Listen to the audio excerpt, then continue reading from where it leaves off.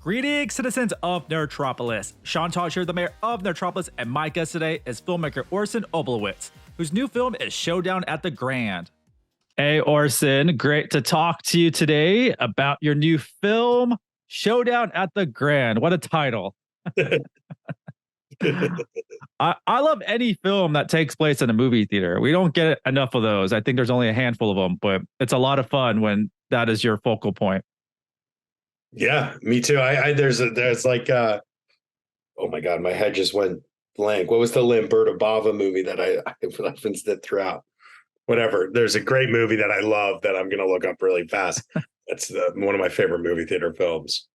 Yeah, and obviously your name's Orson. So were you named after Orson Welles? Yes, my parents really wanted to make my life difficult in the film industry.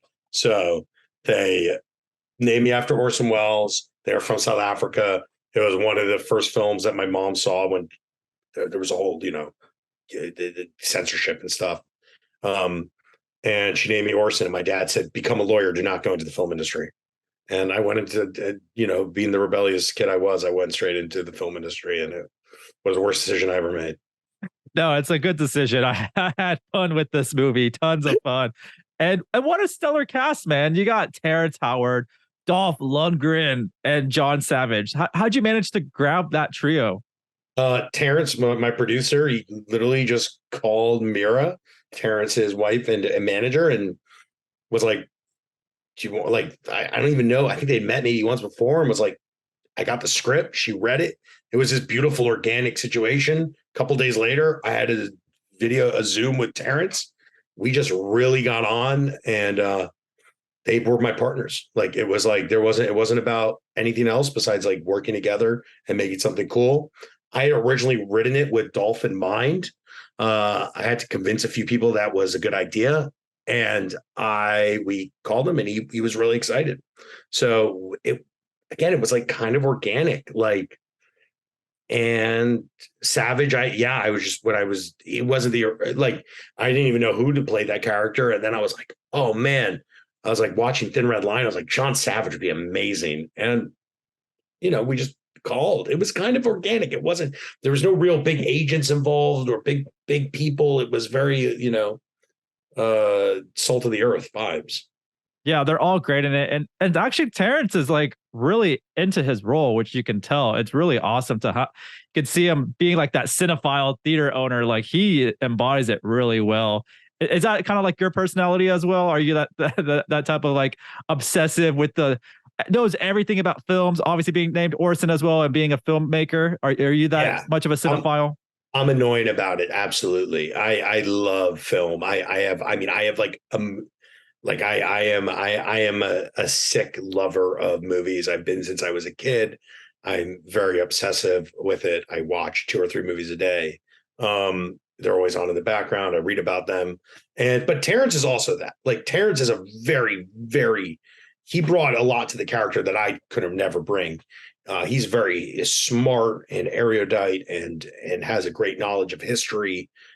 So it was amazing because it felt, but yeah, I'm a nerd, and like I love film, and I love pop culture. Like, it's not only just cinema, it's also an obsession with music and literature and just characters and wrestling and all of these things that over time Yeah, what were the films you grew up on? What were the ones you loved watching all the time growing up? Well, I mean, some of them are like ones I'm referencing in the movie. Like, I always love these kind of offbeat B movies, like Nemesis or We Come in Peace or Terminator, those. But I also grew up loving, there was a lot of kind of like film literacy in my house. So I also, grew up loving kind of all these old like samurai movies, all the old Kurosawa. I got introduced at a young age to Fellini, to Seijun Suzuki. So I had this very strange kind of low and high brow coming together. And my favorite film of all time is Once Upon a Time in the West, which I kind of tried to reference in my little way at the end. Well, also The Searchers. The end shot is from The Searchers by John Ford. It's a it's a almost exact replica of it. Um, but yeah, so I loved all those. I mean, I'm kind of like a mishmash, you know. I all the old Roger Corman stuff. For my 18th birthday, my mom went to the 99-cent store and she bought me 100 Roger Corman movie produced films. Like just like it was like a stack of those old thin DVD boxes that was like this big, and you know, also Scorsese, Taxi Driver, Goodfellas. So it's a mishmash, you know.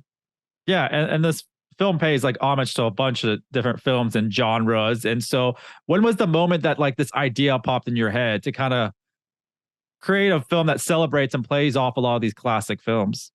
Well, it started with my as lockdown started and we saw the theaters closing, and my producer Christian De Gallegos called me and we just started talking about, you know, trying to kind of like put together something that was both accessible but also was able to make this point about the future of kind of movie theaters, and kind of vibed out on this idea and just I started writing it. And but it really, you know, it came from that, and also sitting home and watching a lot of movies at that time and watching the theater disappear and the difference and trying to bring them together. Yeah, and within this film, there's like mini movies as well, which I love. It's like a film within the film. So can you walk me through the creative process of like filming those little like pocket movies within? Well, we did them all in 2 days.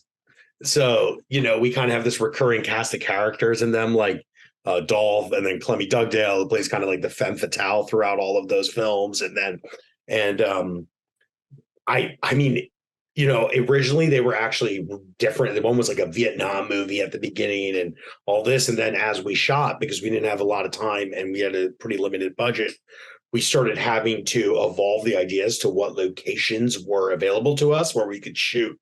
Kind of how they actually did shoot a lot of this stuff, which was like, if you have one location in the desert, you have to shoot two different types of movies there. So, you know, one would be on one side, we're shooting like a Three Kings Iraq type Jarhead movie. And then on the other side, we're shooting, you know, because it's like the small town cyber cartel. That's kind of like a Nemesis, Matrix, crazy, weird Johnny Mnemonic movie, you know? So that was kind of the approach, was like, how are we going to do all this and do it well enough to film in all these places? Yeah, and there's actually a lot of cool props. Was that a lot of it just found, or did y'all create some of these props that are in this film? Because there's some fun stuff in here. A lot of them were created by David Dreyer, the production designer. He's just amazing, and we just like the axes and stuff were all created. Like I have them in my house; they're all over. My girlfriend is like, "Dude, like there's literally axes like all over your house now," and like I have like the sword like right here. You know what I'm saying? Like it's because I love these things. Like I grew up, we made all the posters. Dave had all the posters made. I'm a big collector of film posters and like Japanese Chirasi posters. So yeah, most of it was made. Whatever was found was augmented. So it was pretty cool. It was like I get to live out my like childhood fucking nerd dreams. Which Yeah, I love it. You're already part of the Nerdtropolis community. I can tell already. You're already one of us. And what about that VR prop? Did you get to keep that one too? That was kind of cool. the one on the face. Yeah. Yeah, I actually don't know where that is. It might be in a box somewhere. I'm going to ask Dave where it is, but some of the stuff like that, we had a different one that wasn't looking so good. So he was just like, "Oh, let me just go like, you know." We're like right before shooting, he like puts that together, and I'm like, "This is awesome, dude." You know, it's all about who you pick to work with. You know, Yeah. A lot of cool props, a lot of great actors. I love this movie so much. How fun was this film to make? I felt like y'all were having fun also making any memorable moments on set, or y'all just having a good time on it set. was I feel really like. hard. It was actually really hard to make. It was fun in the way of like it was like a family, but it was also hard in the way that it was like a family. And shooting for very little money in LA is really hard. And it's sad that it's so hard to do because of a lot of different bureaucratic situations. But it was like we were all living together. You know, we were down in San Pedro in this beautiful theater, and the theater was so, you know, gracious to us. And I'd worked with a lot of the actors. So there was this kind of like family element. But if you watch how it was made, people were calling it like Apocalypse San Pedro.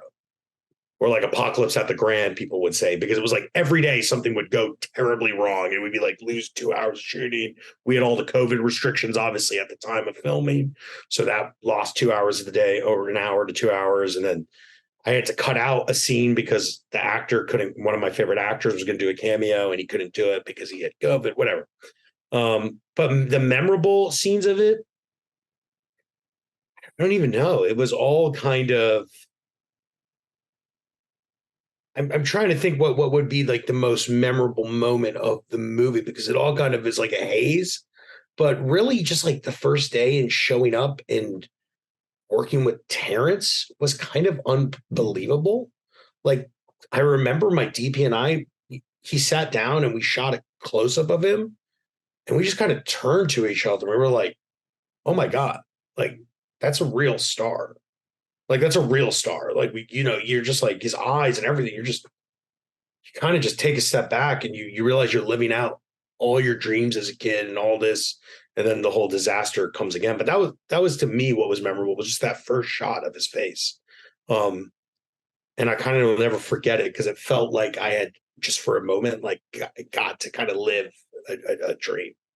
Yeah, he did a great job in this film. And what's the trick of like combining all these elements of action and comedy and nostalgia? Is there a secret recipe to kind of make that all work together? Get a good editor. Yeah, seriously, Brett, like you need an editor. You need someone that can like tell you when you're being self-indulgent and when your ego is getting in the way of a good story. That's a big part of it, because like you can kind of get in your own way in situations like this, especially me, who can become so obsessive about that type of stuff. So, get someone that's like, no, I need to keep the heart and I need to keep it entertaining and I need to keep it. And if we can kind of if it can stay entertaining and it can stay heartfelt, then you can get away with it a lot more. If it just becomes this kind of surface level story or surface level, like look at these cool things, then you'll lose the magic. Yeah, this film has a little bit of everything. It's something I feel like I'd be flipping on TV as a kid in the 90s and being like glued to it, and then looking at like the TV guide and like when it's going to run again just to rewatch it, because a lot of fun stuff in it. So I really enjoyed it, Orson. This was fantastic. What is next for you following the Showdown at the Grand? I got a few projects I've been writing. I have nothing super set in stone. I have this one that's kind of in the air. It's called Crowbar Hotel. It's like the raid in a prison. But then I also have this one that's completely separate, which is more actually like it's a personal family story of like of my family's journey in Eastern Europe during the Holocaust. So got a lot of different things kind of simmering. I don't know really yet what I'm going to do, but just kind of seeing where this lands first. And, it's been a little bit of a crazy time, but I don't know. I'm really proud of this, and I'm really excited to see. I'm really excited to see how people respond. Yeah, they're gonna have a great time watching this, and it's exciting to hear that you're gonna also tackle other genres as well. And kind of give us something different in the future. But Orson, this was great. Thank you so much for talking to us today, and looking forward to what you do for us next time. Thank you so much. This has been a pleasure. Once again, this is Sean Taj, the Mayor of Nerdtropolis, and stay tuned for more movie news, reviews, interviews, and trailers.